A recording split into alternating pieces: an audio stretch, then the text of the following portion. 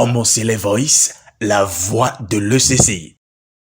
Le grand culte d'action de grâce de toutes les chorales de l'Église du christianisme céleste dédié à la journée internationale des chorales, célébrée le samedi dernier 7 septembre 2024 dans le compte de cette édition, s'est évidemment fait entendre à l'international. Et à l'instar des autres pays de la diaspora, le Togo également a convenablement célébré cette journée spéciale, hors fête à la louange et à l'adoration pour la gloire de Dieu d'Oshofa. Suivons les temps forts de ces moments de reconnaissance à Dieu conduits par le vénérable suprême évangéliste Innocent Ahoenou.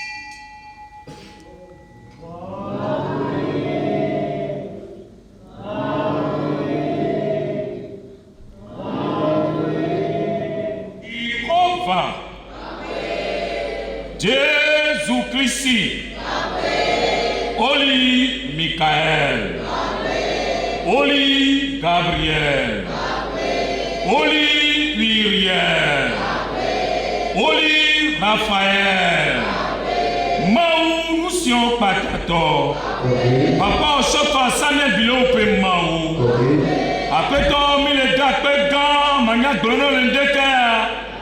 Elle avait amené ma paix maoué nenye. Au bel que doua et vacille mea. Et me pona papa coué. Au popou se laissera paka quand la dio paka le togoba il va dire. Yen doua ni ko so doua il hame mea. Mi be benia dak pe now. Vondi to fotala ni Yesu pom la nuinami. Tofo kata sokimi. E posione jane baklamire kokwere. Mile dia kokoko benusi asobla ni jinami. Sepi kale mwa bole dekaya. Mais tu peux pas gagner nyame. Je comprends. C'est bien ton dekaya. Trop bani wowo. Jésus est coming. Yan fufu be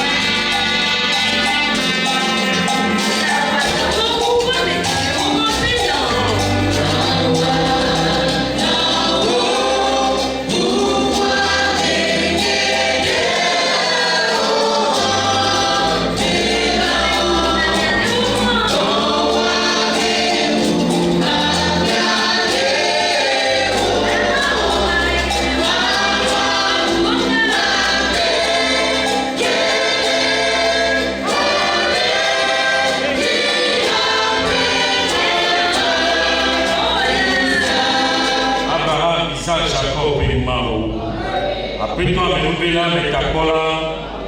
Olepo koya do pataba pita.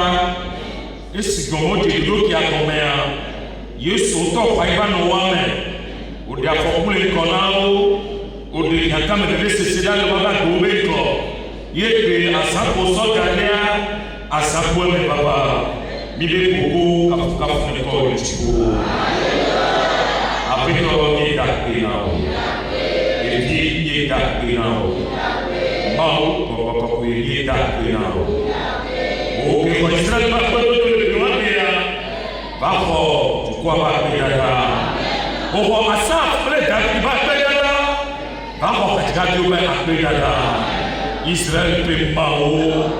Mile pia ko beso. Que no David me, que no asaf me. Yo so ti va o kafua. Boko ne kere wa me. Mi bio na mesena o. Mi bio petitina o. Mi soko ya masa o pakaba peleta siome. Apeto vano hatichupe museo. Vano hapapa be museo. Vano ero nendo takome no. Israel primao. Kwa dio pakaba pela siome. Que la ito masia grate de beko. Yesu de gade wame. Koko petit facto ne do wame. Si te ne do wame. Ame pupu ne do wame. Ma ovo ne do wame. Président pour la pacanidation. Au doigt de l'OTAN de Suédia, Bella Propa, Yopacan et Togo, nous y sommes pour la Salomon, après qu'on ait touché les bâtiments, pour la Pécora Forti Compagnie, Négocia, Négocia, comité de l'autre, à la Siome, après ton black pendant comité, nous commençons à se donner l'eau, sans du coup, à Moulia Mandrewa, sans bloc à Pacaré. Papa ni sukola di aussi ame paka la siome ba yira to ko besila sa ame no ko na mesia meji ke ni le wa grea asiolo no ne nami wa ne to tisidomi anti ane baba siome nami Kristo ni ko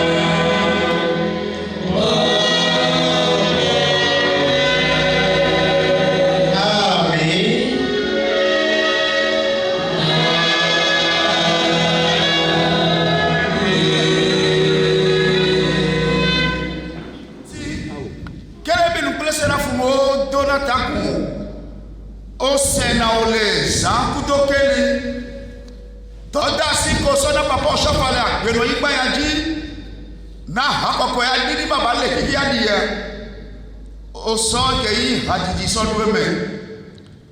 Si Bekere Biruchipoto, Leapo Suba Me Okona Konti Dono Lochi, Hajiji Nana Blode Amede, Hajiji Bana Wana Mede.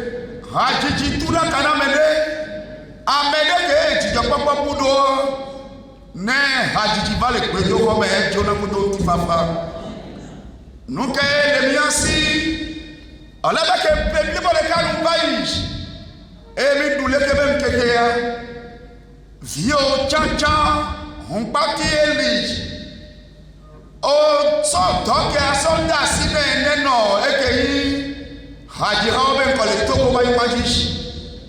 Tant que ami peut de sibele sont les ballons mais et ba pour tous les peu que chef des chantro Haji Rao et Haklalo mi pour les peu là do pour kolochia mi sorti de papa to même nous mais les kere biolene mi suba ku belele les bombe akpe Koko, bubu yagera to le quoi le ya mon papa le tipo. Ton trône, la terre comme marchepied. Seigneur, par ta grâce et ta miséricorde, nous nous sommes encore retrouvés ici à ton temple ce matin. Pour rendre alléluia à ton Seigneur au plus haut des cieux. Seigneur, roi d'Israël, nous remettons cette célébration entre tes mains. Que tout esprit mauvais qui s'élèvera contre cette célébration soit anéanti. Saint-Michel, descend en ce mois. Nous remettons le président national des chorales entre tes mains. Seigneur, c'est toi-même qui as choisi ton enfant sur son trône. Que toutes ondes négatives ou rebuera autour de ton enfant soient anéanties. Éternel, combat autour de lui tous les mauvais esprits. Seigneur Dieu d'Israël, nous remettons tous les superviseurs des chorales régionales entre tes mains. Seigneur, reste demain dans leur combat. Oh Dieu d'Abraham, d'Isaac et de Jacob, nous remettons toutes les chorales ici présentes entre tes mains. Qu'ils combattent l'esprit d'accident. Seigneur d'Israël, tes enfants sont encore en route pour ce Seigneur, comme des enfants de Tarsis, de Séba et de Saba, avec leurs offrandes. Seigneur, accompagne les saints de ceux. Dieu de Shadrach, Meshach, Abednego, nous remettons cette nouvelle année que nous abordons entre tes mains. Dieu de l'église du christianisme céleste, combat l'esprit de deuil dans cette église. Combat l'esprit de division dans cette église. Fais en sorte qu'après 12 mois de travail acharné, nous puissions nous retrouver ici encore dans ton temple pour célébrer la gloire de ton Saint-Nom. Au nom du Seigneur Jésus-Christ, nous avons prié. Pata koral yo pata, o so susu reka jireka, e yo chante ke beto be wasa yo benti la va pokume. Yo ava subo yo jira gbe yo no. Yo ava da pe no nenu gangan ke yo no. Le wala be ya ko pa ko se pe le yo apo ko mi bia so ko be gere wato me. Bobo ke aneva wato kudo. Amen. Le sakar waji. Nunya nyasa si jeje fobo mauto. L'esprit d'obéissance que là nos vies au même. Il est tout à ce qu'on et dola yiko dola keketa. Badje fiato badje gato bobo ne kero amen. Fobo mauto que là wato kudo. Eye chaka chaka ba nonyo. Wase obe chefo patabe be. Wase chajo be be. Eye luciano la ido dono bobo ne blanjino. Oke so ke keri so otata. Oke nyama loloto ma voa. Bibi apolo no le gere ko la viome. Bibi apon ti ko no wotokudo. Bibi apon ke keli ane to poklo. Bibi apon force apon puissance no kudo ko la viopata. E dokole wonde kaya. Nebe na ne gera pe vano. Chorale année ba yiko. Chorale année ba veve. Enge ko jana chorale roi de grevi ome. Donc tiens que là na regino et yo lo le tigare que fiola cité na jipegia. Donc tu en es grevi ome de Dieu. Jésus regarde quand même.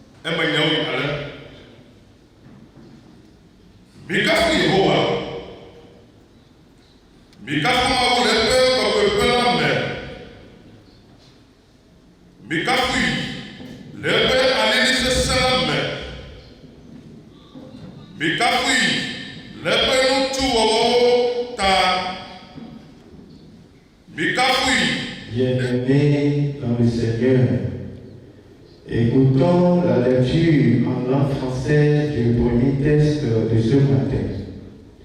Lecture qui nous est tirée du livre des Psaumes, le chapitre 150, du verset 1 au 6e. Louez l'Éternel, louez Dieu dans son sanctuaire, louez-le dans l'étendue où éclate sa puissance, louez-le pour ses hauts faits, louez-le selon l'immensité de sa grandeur, louez-le au son de la trompette, louez-le avec le luth et la harpe, louez-le avec le tambourin et la so nane masebe abewo eye esi ova yehola etome eye kona mtu esi konye oyona be zahio ladi eye onye mutolo be amega gagner question Ayez au Tibet, il y a pas Jésus. À merci, ok. Nous allons suivre à présent la deuxième lecture de ce matin qui nous est tirée du livre de Luc. Luc en son chapitre 19, du 1er au 10e verset. Luc chapitre 19, 1er verset au 10e verset. Écoutons la lecture. Jésus étant entré dans Jéricho, traversait la ville. Et voici un homme riche appelé Zachée chefs républicains cherchaient à voir qui était Jésus. Mais ils ne pouvaient y parvenir à cause de la foule car il était de petite taille. Il courut en avant et monta sur un sycomore pour le voir parce qu'il devait passer par là. Lorsque Jésus fut arrivé à cet endroit, il leva les yeux et lui dit, Zachée, hâte-toi de descendre, car il faut que je demeure aujourd'hui dans ta maison. Zachée se hâta de descendre et le reçut avec joie. Un moment propice et opportun d'enseigner et de prêcher a concentré toute l'assistance afin de ramener à l'ordre ces brebis sur la droite ligne de la bergerie et de permettre à ce ministère noble mais sensible dans la sanctification de pouvoir posséder et abriter en son sein des choristes qui ne naviguent pas à perte de vue et vainement. À ces mots, c'est le vénérable suprême évangéliste Juste Éric Kouvaher, deuxième vice-président du comité directeur national du diocèse de Togo, qui a eu l'honneur d'assumer cet office. Suivons un extrait de son prêche. Alléluia.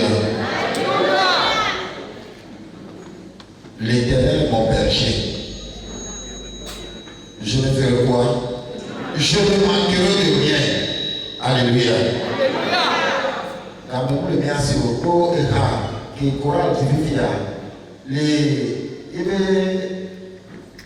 second couplet, on le connaît encore, Satan est plein d'idées. Mais c'est le peuple ici, Satan dit à moi, il cherche un cango, il faut c'est le peuple ici, l'eau est rare, et le bas, animatia, avec eux, les avec autodia, il y a un peu de Togo, avec aussi, avec quoi, il y a un peu de Togo, c'est l'eau.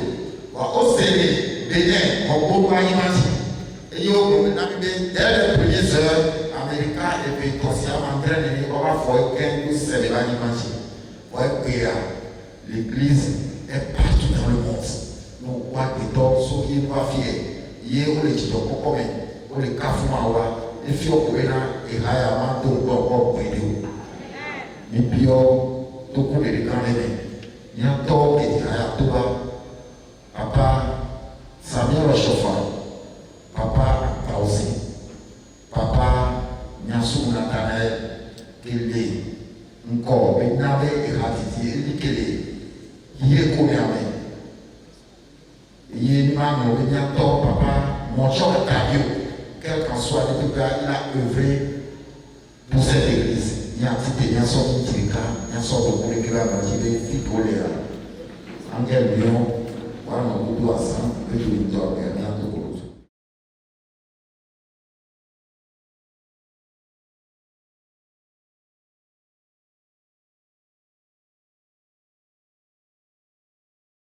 Alléluia. Et dit, Jordan Piton, il est pour les Mahomet à Homer. Et là, il va fier. Et les cas qui vont me dire, il t'a appelé, il y a le premier vice-président, il combien pour papa à Djambi. Vous devez comité. Et au souhait de le quotidien, à Bépi qui m'a il y aura autorité à le Togo, il y a un possible. Nous, Amérique, mais les caméras, où on sort que maintenant, à dire Jésus n'est pas ici. On a des avec autre deux. Quand on a des régions qui vivent dans les régions sur les gens à Tchanikok, nous devons encore que des régions. Amérique, que nous avons là, il y a le moto, nous avons encore que des là, mais on a encore ici. Va faire une porte, maman Isaïe, maman Passi, et Choratinani. Les bébés et démontrer les doigts. Il est où il y a un casson de nous. Alléluia. Il va me pour maman ok. Et quand on est toi, pour casser la mère, il est qu'on est là, il est plus fort, il est maman Cécile. Et il est quoi elle est très très très puissante. Et Béa, et c'est une maman influence de la paroisse mère. ouais nana yi koko papa aussi peut être ni ko oti ouais puis on les bien mais et choral même avec instrumentiste ni saxophoniste a fait Togo ouais nana yi auto ba yi a participé dans les délégations je suis connu enya ke o brona mi ato papa ko se ko e to a ple ni ame kame hallelujah ni ame ni church mi ka bo wa ni le ku na le la ba ko ja tu ni la ko na mi hallelujah parce que il a rebe ta lo da bi Ọlọ́run wa ta lo da bi Ọlọ́run wa ta lo da bi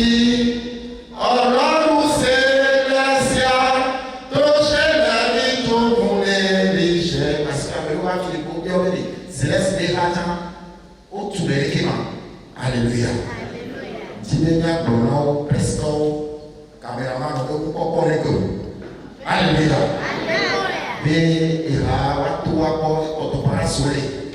Il a une parasole, il y a une yokwe, il y a un parasole fond, il y a une kébémé, il y a une lumé, esme, il y a une afio, il y a une sion, il y a une télé, il y a encore tout le temps continuer à avoir des haya. Américain a beaucoup ramené les beaucoup. Sous le média, même nous qui n'avons pas tout le monde a son temps, Jésus est comme nous.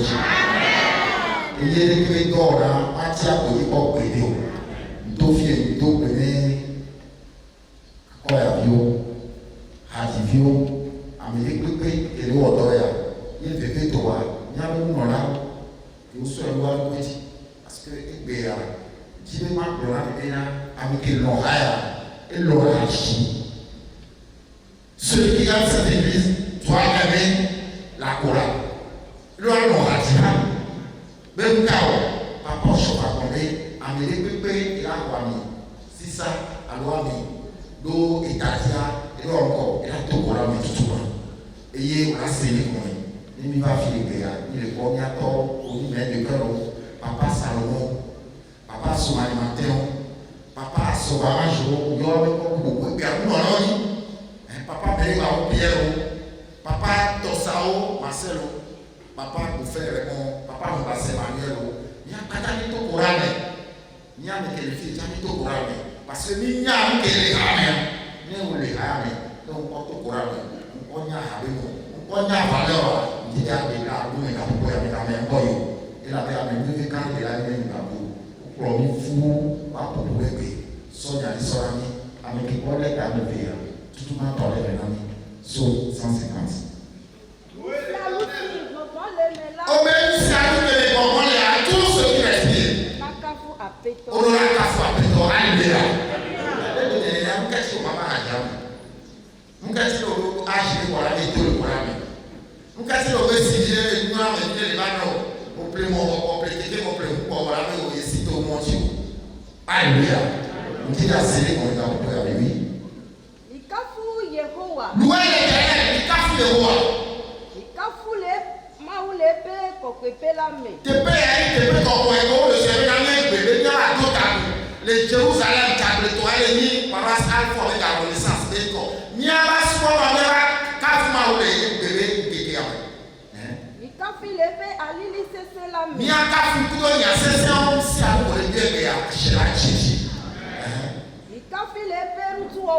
Les Ouganda pour Orania, au Bombé, et Radira, au Bombé, installation du bureau, au Bombé, et région de PPA, et la Kobani, non, les Babouko, mais on a gardé Hado Tominayoa, mais on a gardé le Wedona, parce que Raditi, des cas, et si Bedura, c'est né, c'est entraîné, voyez que Yawaona et Jimmy, gloire à son Seigneur plus haut des cieux.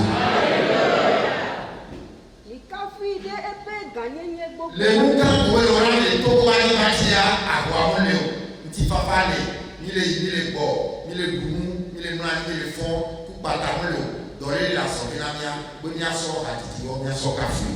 Oui. Et là, et ben, instrument que vous devez quoi, il y a son peu de corps. Yes.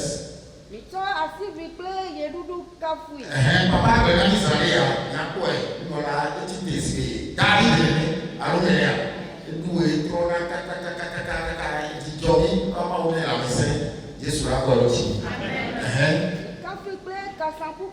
Ẹ̀sùnmọ́ àkọ́wé gbèrè ní wọn sọ bí omi kọ́ ọ̀tì.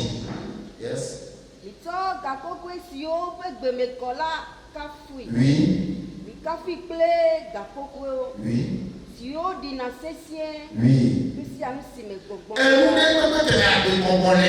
Écoutez, nous si allons te mettre bon les encore. Nos cassements, même les animaux. Il y a encore vidéo et tomber là-haut, à haut là-haut.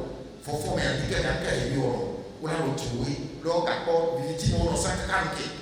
Que au fond va pas venir, il y a le d'accord, un cas et bio. Au crier là, on dara pas, à mes achats au temps c'est béni là, à mes achats au c'est béni, c'est pas comme ça. Et puis on va là, on donne ici. Et tu peux me là, on tombe là-haut, à haut là-haut, au télécasement, ou à l'Ukraine. Alléluia. Voilà, tu peux m'en oublier d'or. Voilà, tu peux m'en oublier d'or en son roi. Dès que voilà, tu peux m'en oublier d'or. Quelle est ta partition? Peut-être quand on a sur la rame, nous qu'est-ce là? Parce que avant, on ne savait pas. La plupart des personnes, mais sous-bois, Blambida, Kourala, ils t'attirent des vies, vous, Benoît, mais c'est pas ça. Alors, mais ils t'attirent des gens, mais moi, à partir de jeudi, il y a un retour de Béoua, la première soviétique. Et la première Nico Koutinianti. Et la première Nisséné Goré. Et la première Niantori Tron, mais Niantori Tron, à son lieu, et la Péromianti. À son lieu, pour le soir affilié, il y a un bébé qui est là. Au moins, il est tout bon. Nous sommes nés au Togo, nous sommes au Togo. Amélie, quoi, le dit, il y a ni célébrer le à Mosso, Kakaka, non. Il faut aller à Bito voir, à Tapamé, et Peplemé, et partout, Palimé, ils sont présents pour célébrer le nom de Papa Oshofa, pour vénérer son nom. Jésus m'a prédiqué. Nous qui disons Halo, il n'y va, il a scellé comme il a connu à boire. Il a encore de tout à l'image. Il a fait une sorte. Dès que vous avez fait, on doit savoir qu'il y a une église. Il y a une église de son nom. Et rappelez-les, parce que manque de communication, et n'a pas à mon brognard, vous vous souvenez, et bien, Wanyami et Hatiha, de l'Église. Nous, quand je vais à Hatiha, à son état de relation, il y a un béalé à Beka de l'Olanio, Hatibio à Beka de l'Olanio, et à Goualo, Hateme, Hatiha, nous le Wade, nous, quand la Tébanion, et Hateme, Hatiha, nous, qu'elle est allée, profite à l'événement. Second test, Luc 19, le verset 1er. Jésus étant entré dans Jéricho. Oui, Jésus va Jéricho, traverser la ville. Oui. Et voici un homme riche. Et il y a un mégaho, un médélé. Nous avons un mégaho, un mécoco, un mégaho, un mégaho. Appelé Zachée. Et dans Zachée. Chef des publicains. Et Zachée, il dit clando, mais un méga, parce que nous avons laissé. Et me collecter dans un pot. Et il y a mes sœurs, pour la du corridor, c'est Zachée, on va collecter, on va pour du roi. Les Zachée, on va aller, mais qu'il y a. Dès que la tête ou Zachée, on m'a dit, à Jaguar, et qu'on a mot, et qu'on a pour l'amour, c'est que dès que on a dit à moi, on a tout le monde à Jaguar, il ne m'a pas dit Zachée. Cherchez à voir qui était Jésus. Et Zachée, on a dit, parce que qu'on avait collecté un pot, il y avait un mot, condition dans la nuit. Ah, on a les mains, que je ressemble à vous. N'engavale mon lobaya, à toi, vous n'y anticiez, n'a censuré mon lot. C'est partout, c'est depuis lors. Il ne veut pas aller. Zachée, c'est avec le corps. Si vous allez au Coran, Hadivi, autant c'est Nicolas Béané, c'est Naïe Béané, et les Zachée. Mais il ne pouvait pas y parvenir. Ouais. À cause de la foule, car il était de petite taille. Oh, mais c'est. Oh, mais là, Zachée, agbeto sugbɔ wa Jericho wa dogo Yesu Kristo wa Zachée o tsa bɔbɔ le to na be do la kpɔ Yesua wa ma te o parce que agbeto sugbɔ wa Zachée o le di oui. Il courut en avant. Et monta sur un sycomore. Zachée o kutu kaka bɔbɔ le yɔ alo si bia ke bia gbogbo yo oja sele mo ni zare o kaka e be li ati Lorsque Jésus fut arrivé à cet endroit, gade Yesu Kristo wa do zare o be mo ti ya il leva les yeux et lui dit, Yesu Kristo ko ga ti gbogbo ai to le be kwa ya ya Zaché zare habille-toi de descendre, Alléluia jira ko na diba ka la be il faut que je demeure aujourd'hui dans ta maison. Alléluia ebele egbe ya elura se zare o wa me bara wa me ta futo o ke o kro na do nya me wa Yesu Kristo elura se ko ga ku ya me Alléluia on vient pour wa ya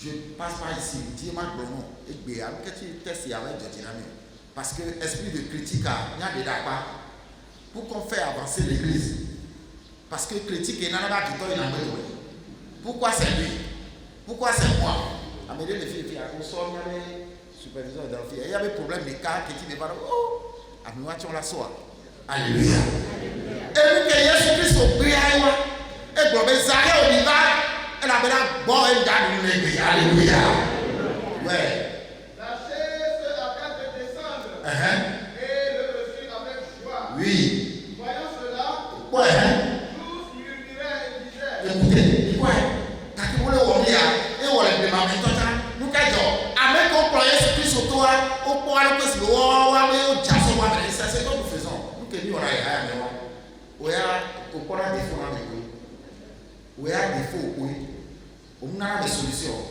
mais erreur ko ni na me défaut ko non Jésus est ça Yesu e gbe na mo be nka o il est allé loger chez un homme pécheur. oui Mais Zaché se tenant devant le Seigneur lui dit, oui alléluia nous voulons là il y a Jésus là alléluia mais que nya me wo ma mais que tu as te wo yo to no be la be ya Jésus ma to do popo ke to gloire amen parce que nous gagnons pour to ja ba et la bena lo ni et ha ya o la ba tu dois sortir une fois ce que l'église du Christ Céleste est en train de faire dans ce monde entier non ni Céleste en grâce mignon non ni Céleste a bien grâce mignon voici Seigneur, oui je donne aux pauvres la moitié de mes biens. ah oui Et si j'ai fait tort de quelque chose à quelqu'un, je lui rends le quadruple. alléluia Zaché o amendo me ke veji do wa be ko ho ebe le be nora me ko le si ari ye me no be siri kai so de ka pa de ka so le wa me no tu peux le faire ebe ni ne ya da otutu pa ebe gwa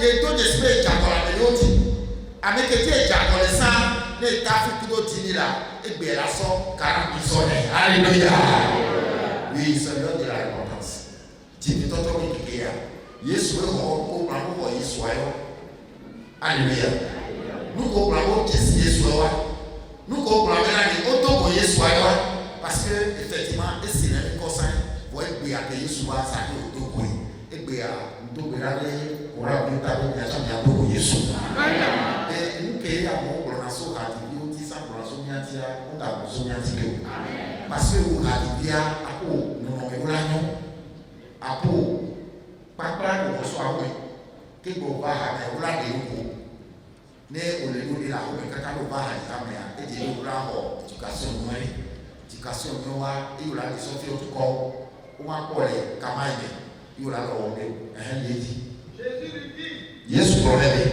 le salut est entré aujourd'hui dans cette maison. alléluia o ke to a ye be ya ne do ko ni sa ko e be a ho wa ko ta ko we ila ba mo la ba ho we ila ba na ko ba ho we ila ba president ba ho we ila ba abu jagba ko pata ba ho we ila ba ki se de pe pe to wa yo la sa ila ba ki se o le so afoko le de no me ke mo so le ki so ko ya mi se ko me kara be ma ora to o le na mi lora no ko ra en ti bi le no me ko ni no me kaka mi se bi o me en ko ra me ko wa ma te le yiso a yo se ko alléluia mama ma we ya Jésus la ko ti o la o to aka so yi parce que na ke le no na o te o la ko yi parce que le ke nko mo ti dictature la wa Américain sans dictature ka ya pour l'avancement de l'œuvre de Dieu, pour l'avancement de cet enfant, et dit papa, c'est paix à son âme.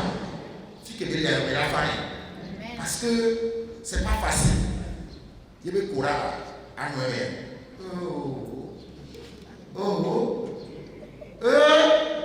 Alléluia.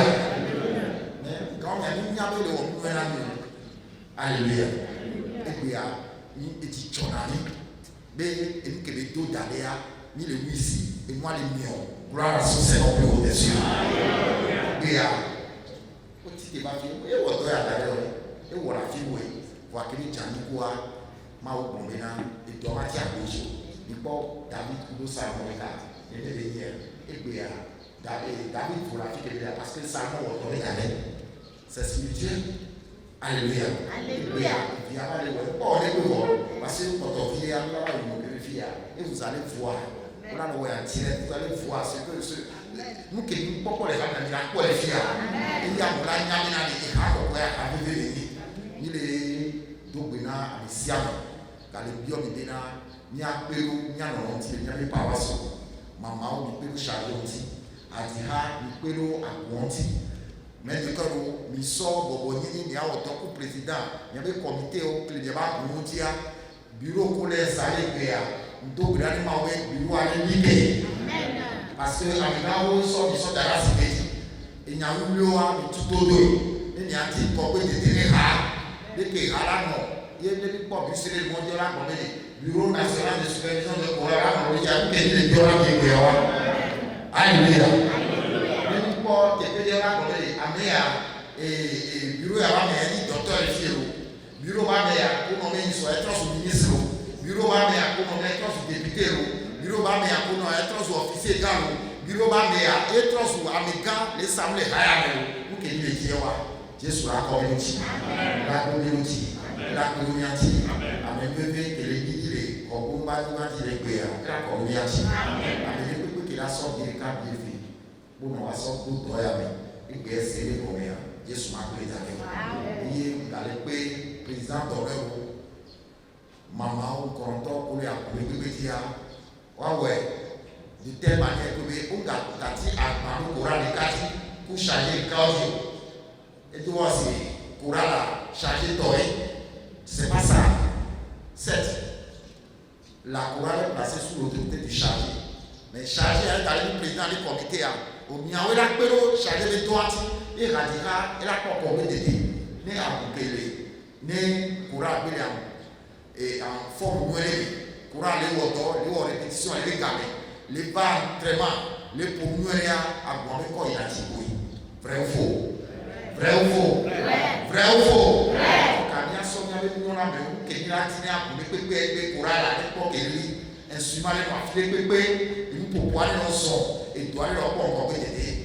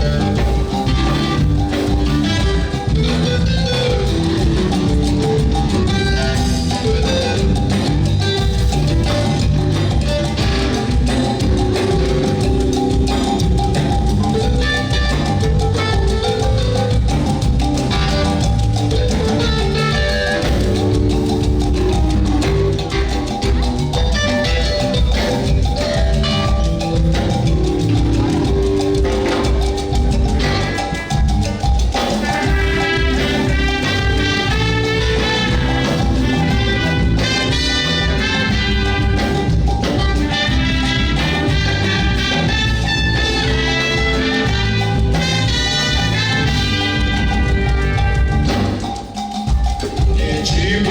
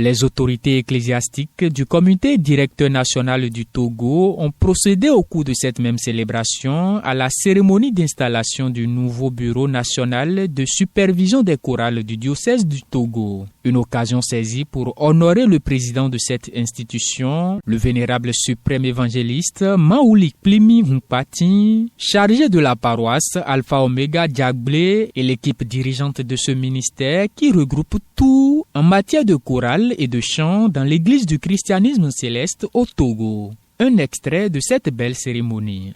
Du bureau national de supervision des chorales. Ici à son nom. Et là, Nani, les gars. Elle est Nani. Hein? Mouni piège là. Ah oui. On a Nani. On est là. On est là. C'est à Nani. Là, il a un piège. On va là pour voir. Nani pour moi. Piège pour nous. Ok. Assis, que les bien.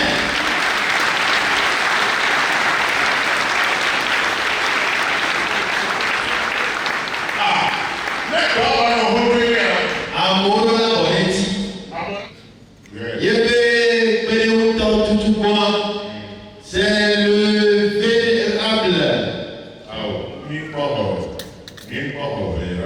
C'est le suprême évangéliste Pascal Aïe Messan.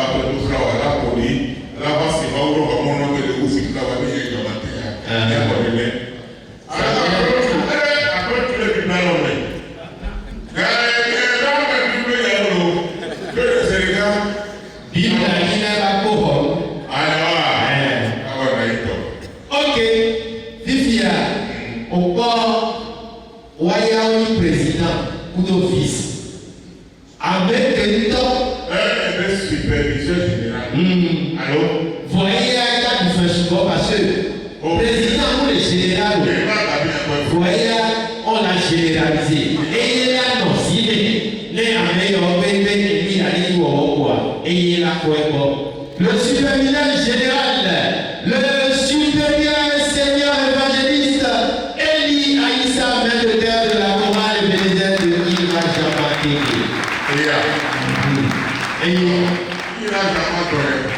Oh, elle fait le Kémimati tout.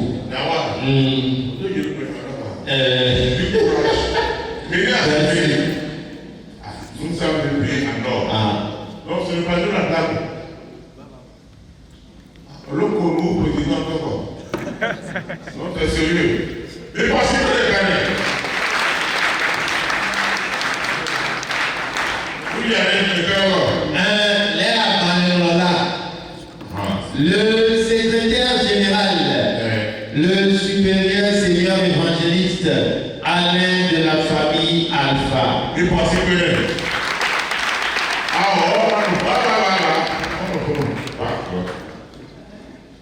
famille Alpha. Ah oui. Il y a pas de là-bas. Ah d'accord. Et ils n'ont pas. N'importe quel on a deux tiers. Non. Il a fait des carafes. Il est le président de Bodo. Il est assisté par le président de Bodo. Le secrétaire général adjoint, l'évangéliste docteur,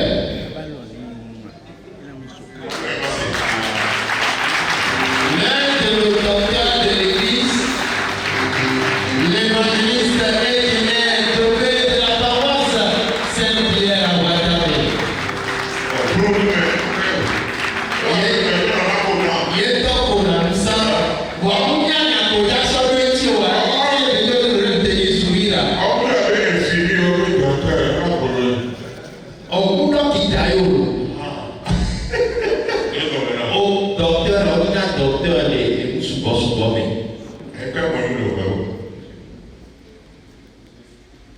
écouteurs.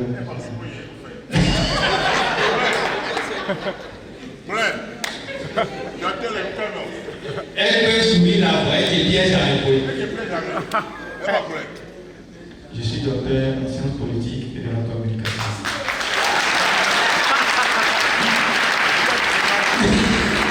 Sciences politiques. Il y a un peu encore et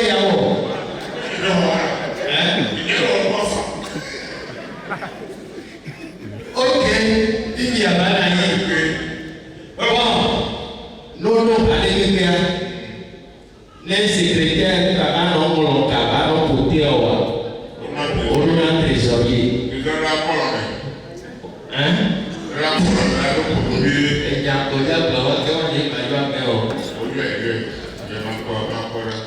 ok, il nous vient de la paroisse Irajama. Il est le maître de cœur adjoint, l'assistant évangéliste Augustin à PPT.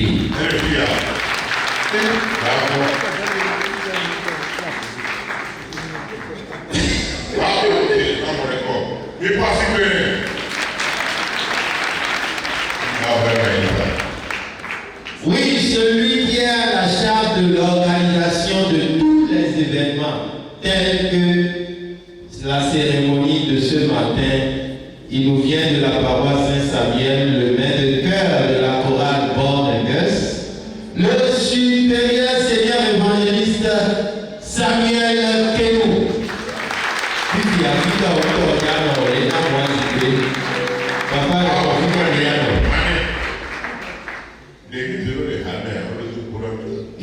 et tu as le bon.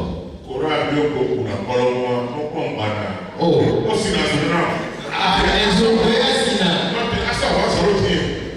et ça, on a des frères qui ont Samuel, il m'a dit bien d'abord. Les manteaux sont pas où des gars. Et il y a tout connu à Zé.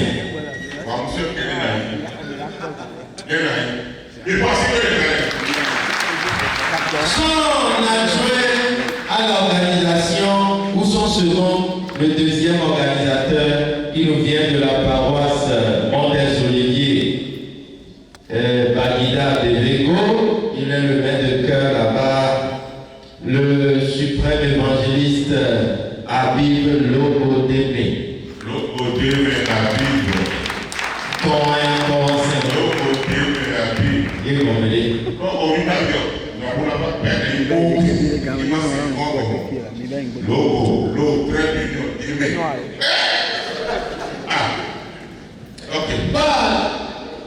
Il y a 3 conseillers. Le premier, il s'est excusé. Il a perdu sa maman. Oui, je reçois des condoléances à sa place, comme les enveloppes pour lui envoyer au cas où. Tu as raison. C'est le suprême évangéliste Christian Komla Alessi, le chargé de la paroisse Jérémoyama à Képé. Vous pouvez l'acclamer, il s'est excusé. Le deuxième conseiller, il nous vient de la paroisse des enfants de Jésus-Christ et il y a un Saint-Outier Mapé.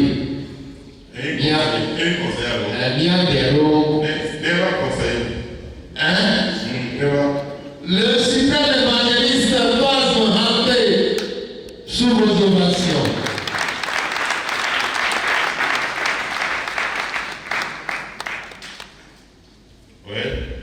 Et pour clôturer la liste, le troisième conseiller, l'un de nos doyens de la chorale au Togo, il nous vient de la région Golfe 1 de la paroisse Saint-Samuel à Cordé-Sewa, le vénérable seigneur évangéliste Honora Noupo.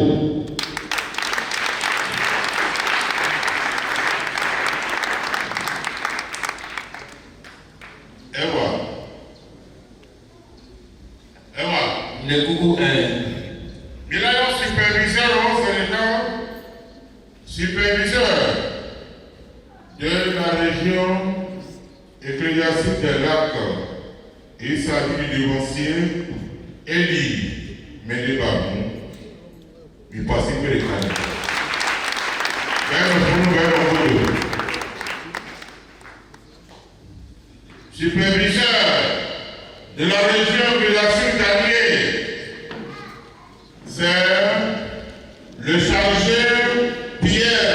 déclare qu'il peut venir au devant. Il pense que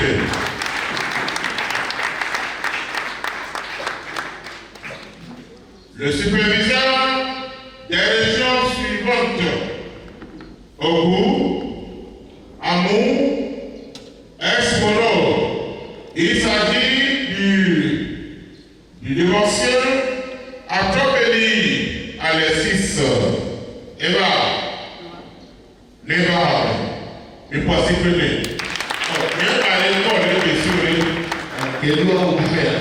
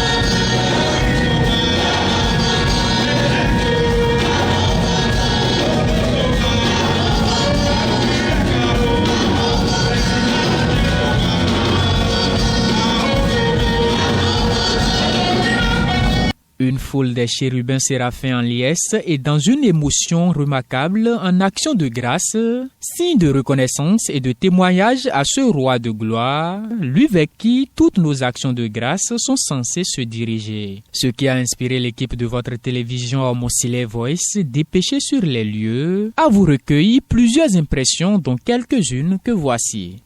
Aujourd'hui, nous sommes présents pour ensemble célébrer le nom de l'Éternel à travers les cantiques de nouveau tel qu'il nous l'a demandé dans le fond 150.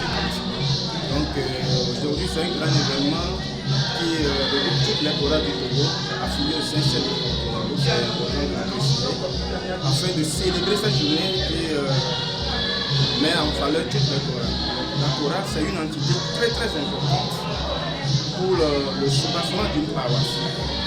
Ça veut c'est-à-dire que pour l'évolution d'une paroisse, il faut une chorale qui soit bien assise. Donc c'est en cela pour nous, l'institution qu'on appelle la chorale est une institution très fondamentale pour l'avancement de l'Église dans le monde spirituel au pays. La chorale occupe une place très très importante au point que tous les cultes pratiquement que nous célébrons nécessitent la présence de la chorale. Ce qui amène les choristes à avoir en fait toutes les bénédictions qui s'y trouvent dans cette église. La Bible nous a enseigné que chanter c'est prier 7 fois. Ce qui suppose que la force de la chorale réside dans une intense prière en fait. Pour quelqu'un qui sait chanter, quelqu'un qui chante est déjà environné par l'Esprit de Dieu et que cet esprit-là le guide dans tous ses entreprises, partout où il va. Je pense que la journée internationale de la chorale de cette année 2024 est une journée très appréciée parce que c'est une grande première en tout cas pour le Congo. Par les années passées et l'équipe dirigeante qui a su diriger la chorale par le passé, je pense que c'est cette nouvelle équipe qui a cette chance-là d'organiser ce type de grand événement.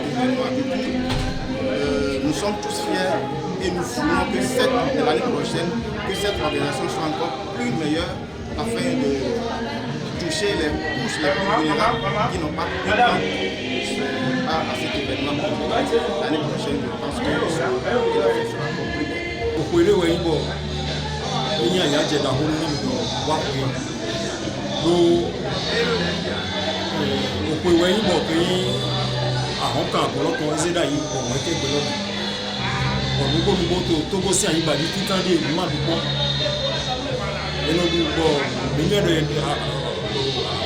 agundo ten àbí agundo ezeda yi bo ino bi àmọ́ mi le ma to go si ayin ba di lo le ko donc titan de bo de so titan eyin nu da ho de bo pe to le son teme supo bo wa kaka yi oto mi ton to go to ti intérieur le bo wa bon mais laisse tout à moi évidemment monsieur lo ni nu ko ton gan no jeji to pele bi bon mais là on se le et na nu bona he ko yi wana ko choral to agun se se wo no ton mi ton choral nda ko we yi to agun mi ton na do ko do eyin nu ri won awito ni mo ya ton awito ge na ya ton to lo ni mimo chargé agunton minamo mimo toto agundi minaso mo keyin choral ni people men non le pour son le bouton bonado dira bonana pipa na jiko ye de angel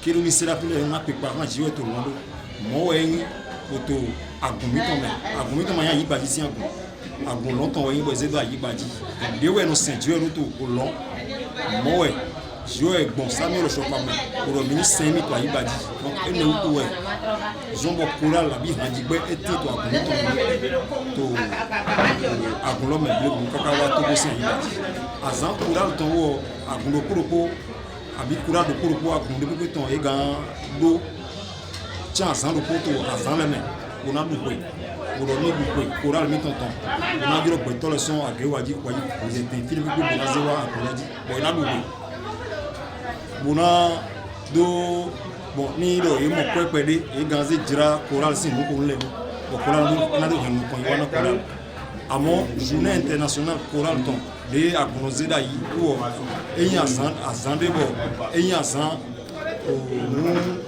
dans me wi bo e do na janwe wo zo agonoze da yi dans me wi bo mele po bona do choral le po na pli to tendoro po me bo ina do azan ne bona do alo ke yan azan ne di bulo na indo nyodo azan ne yan azan gbon to azan le po me to choral si po le bi me ko bon de me bon ngando wo ne choral si o aisi ke to go tomber zida yi ko ebe no da ho yi e bibi na mi susu do no le ko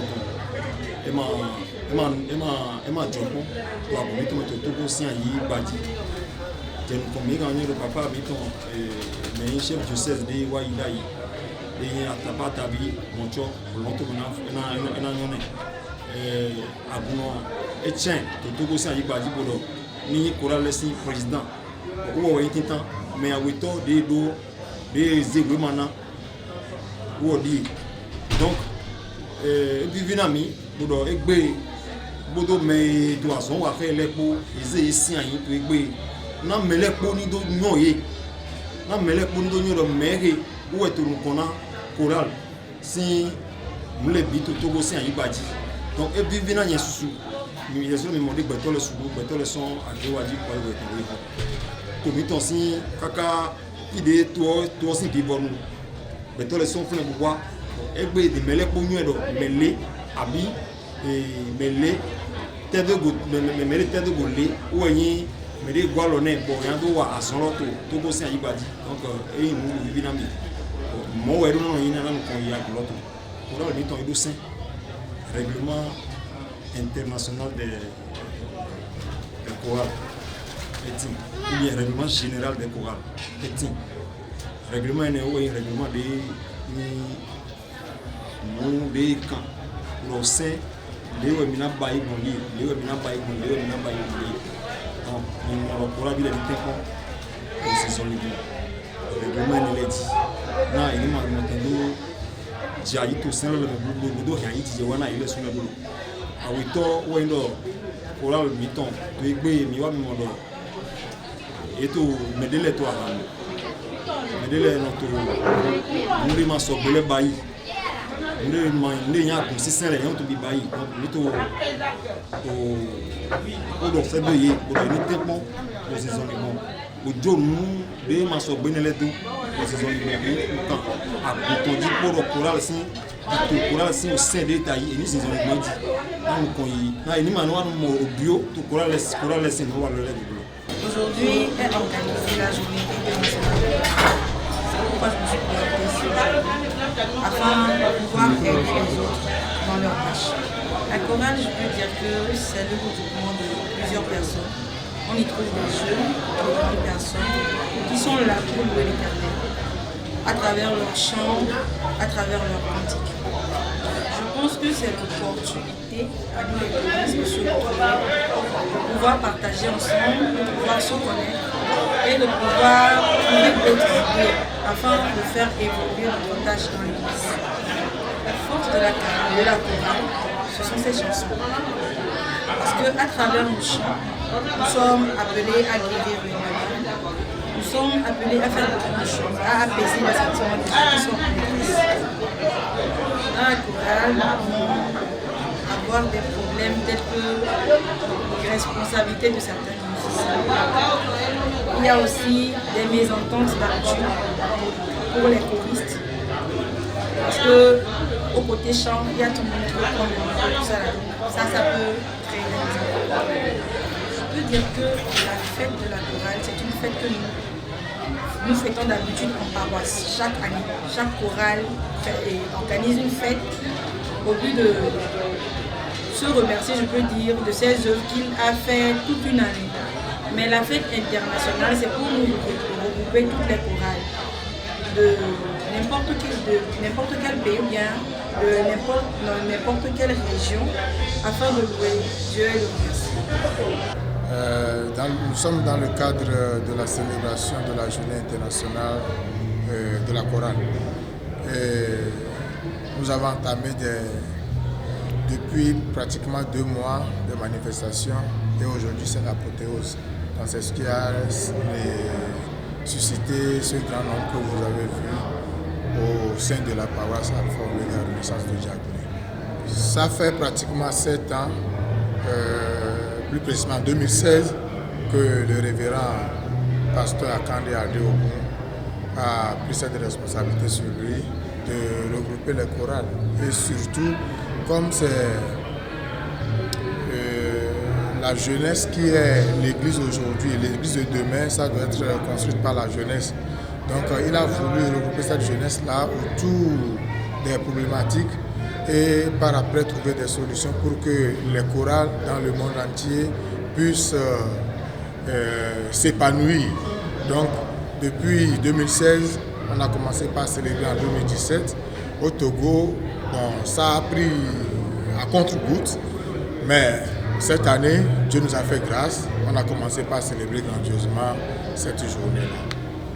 La chorale au sein de notre église, je peux dire que la chorale est même l'église.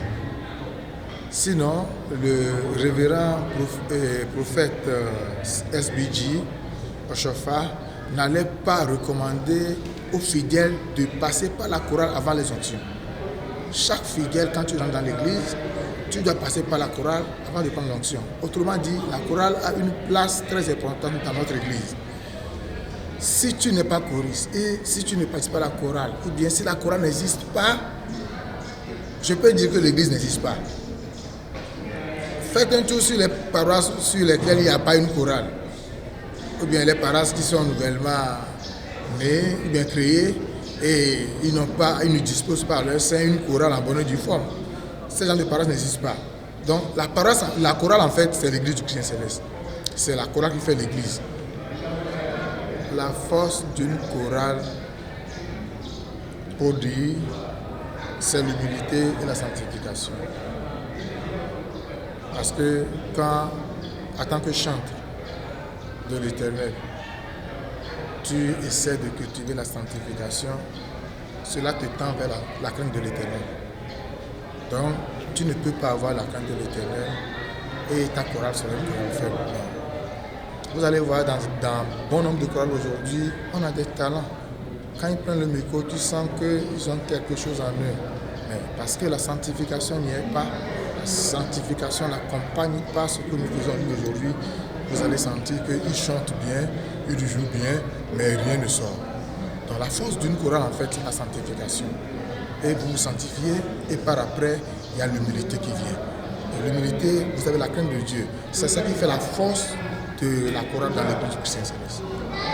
En ce jour, au Togo, nous avons ajouté l'installation du Bureau national de supervision des chorales. Parce que ça fait pratiquement 1 an que le diocèse nous a porté à la tête de l'institution. Suite à des difficultés que l'institution avait, on nous a placé à la tête de cette institution-là. Nous avons commencé des approchements de gauche et de droite.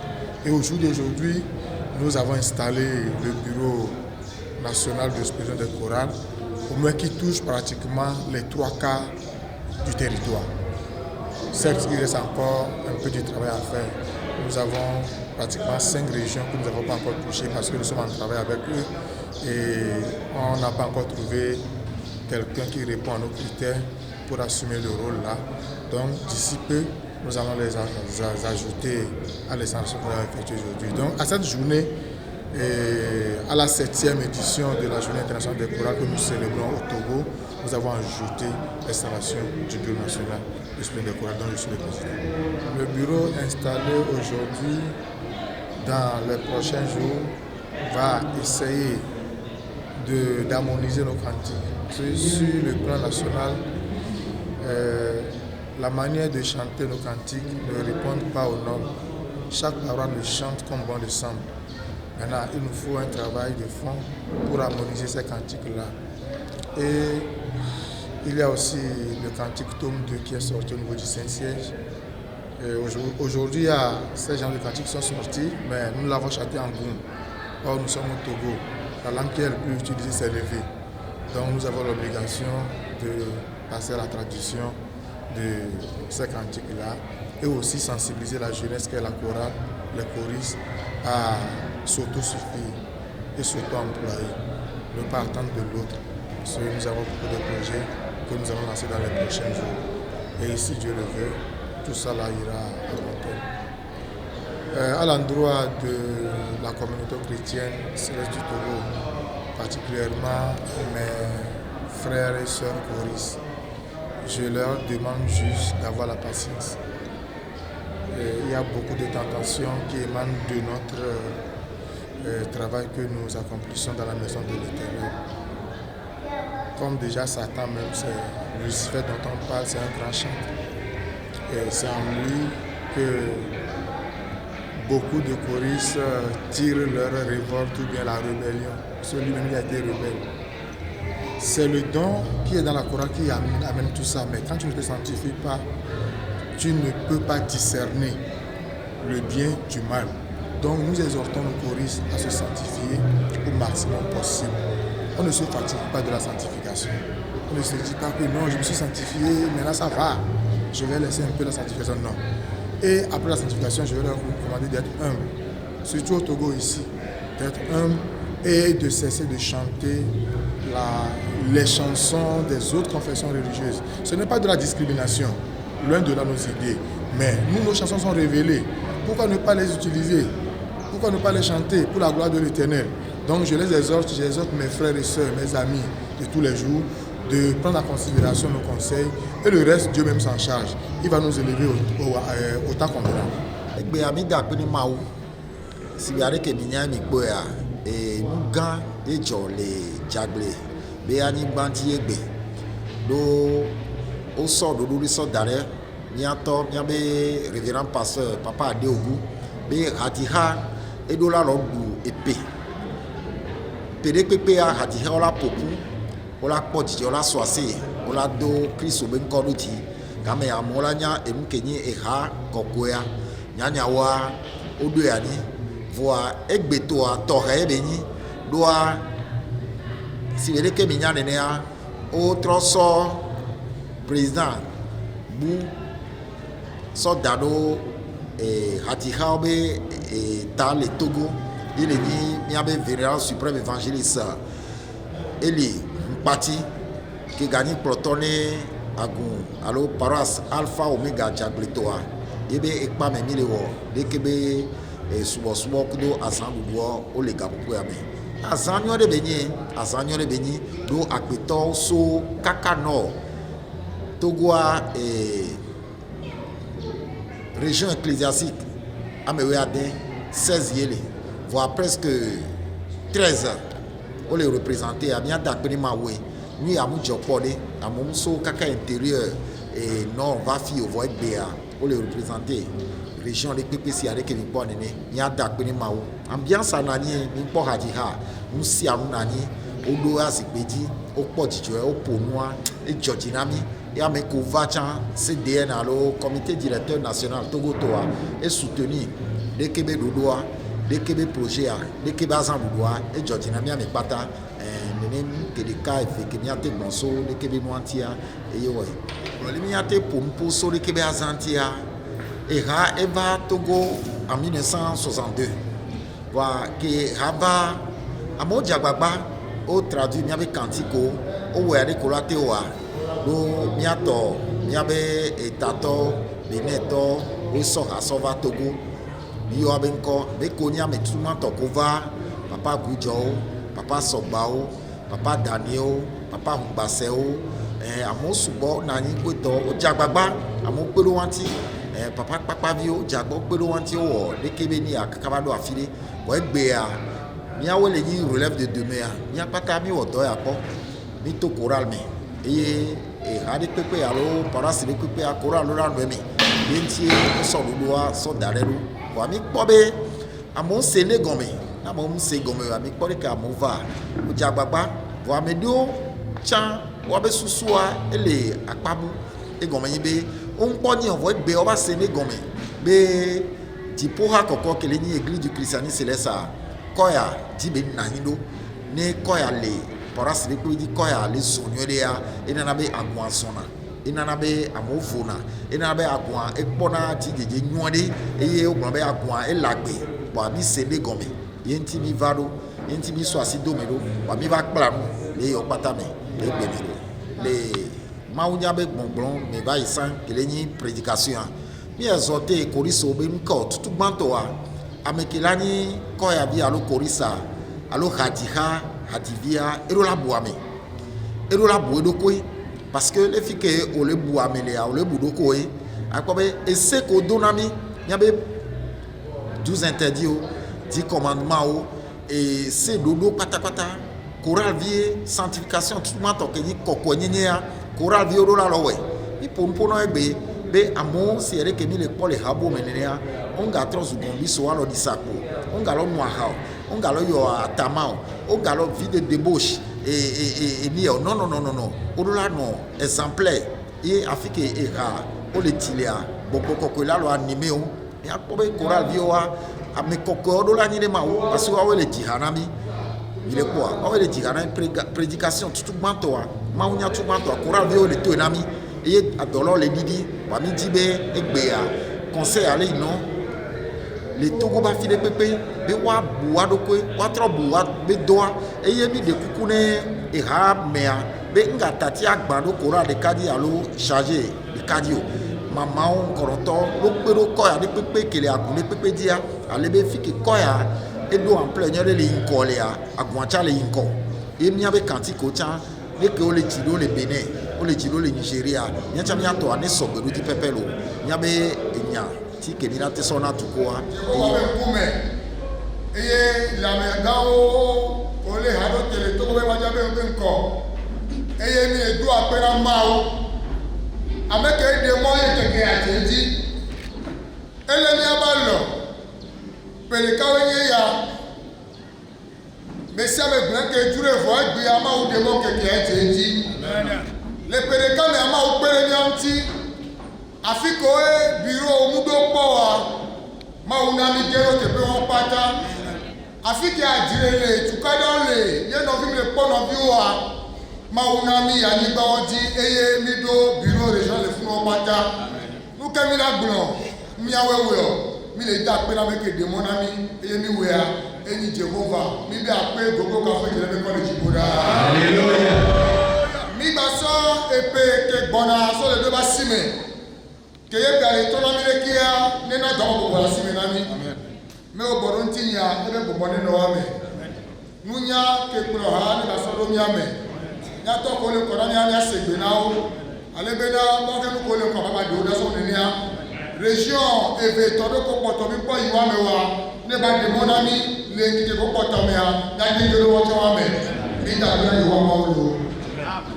Une célébration riche en programmes, en instructions et en émotions au profit de toutes les chorales du monde entier. Dans sa 7e édition, une décision prise par le révérend pasteur Bennett Akande Adeogun, chef mondial de l'Église du christianisme céleste, afin d'épanouir spirituellement le ministère de chant dans l'Église du christianisme céleste. Et cette édition, qu'ont organisé le vénérable suprême évangéliste Patrice Nombimin et son équipe, a été très spéciale avec beaucoup d'avancées et particularités, dont l'installation du nouveau bureau national de supervision des chorales dans le diocèse du Togo. Tous les regards sont désormais axés et fixés sur l'édition prochaine avec un espoir plus d'avancées que celle-ci, par la grâce de Dieu, et qu'il nous garde. Amen. Shalom.